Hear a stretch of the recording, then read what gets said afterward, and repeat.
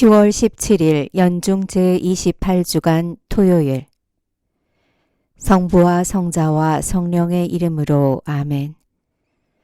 저의 주님, 저의 하느님, 당신께서 이곳에 계시며 저를 보시고 제 말씀을 들으심을 굳게 믿습니다.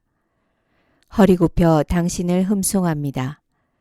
저의 죄를 용서하시고 이 기도 시간에 결실을 맺도록 은총을 베푸소서.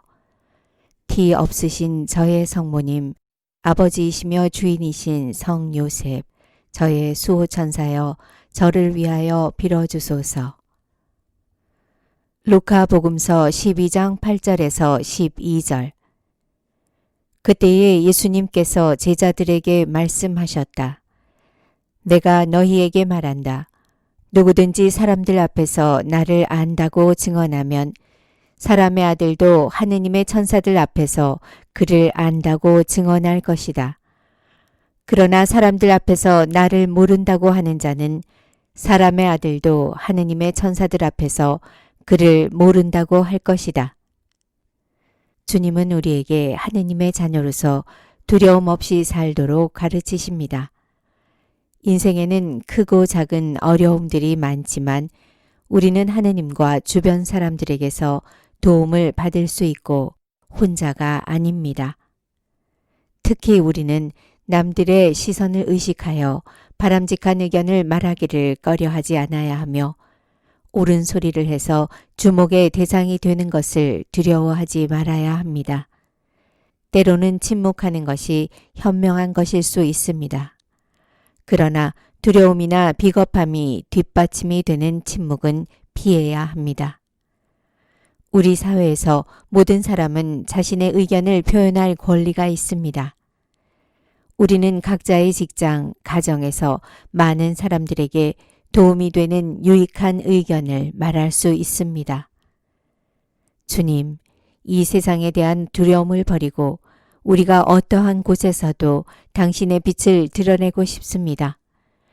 당신의 자녀로서 이 세속적인 삶 공동체의 일원으로서 우리에게 주어진 일들을 수행함과 동시에 유익한 사도직을 이끌어 나가기를 원합니다.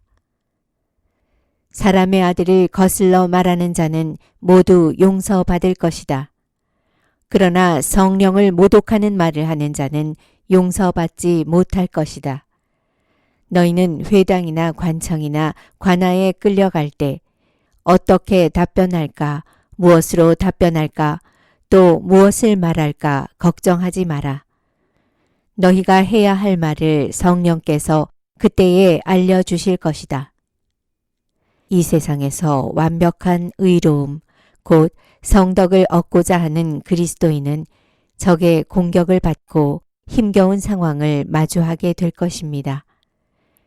지금의 우리 세상에서도 주님을 진실로 따른다면 어떤 식으로든 고난과 박해를 겪을 것입니다. 성령께서는 항상 우리와 함께 하십니다. 박해는 여러 가지 모습으로 우리에게 다가옵니다. 물리적인 폭력, 기본적인 권리 박탈 등 적대적인 분위기에서 살아야 하는 경우도 있습니다. 그리스도교의 가치를 비아냥거리며 조롱하고 혹은 약한 형제들을 위협하며 견해를 강요하는 간접적인 박해도 있습니다. 눈에 보이지 않지만 중상과 모략을 동원하는 가혹한 박해인 것입니다. 이것은 우리가 기도를 통해 주님과 하나가 되도록 특별히 우리를 부르고 계시다는 것을 의미합니다. 악을 악으로 되갚지 말고 우리가 큰 용기와 인내를 보여야 할 때인 것입니다. 주님의 도우심으로 영혼은 정결해지고 더욱 겸손하게 되어 이러한 시련에서 벗어날 수 있습니다. 주님, 우리가 박해나 어려움을 겪을 때 성령의 도움이 부족하지 않게 하십시오.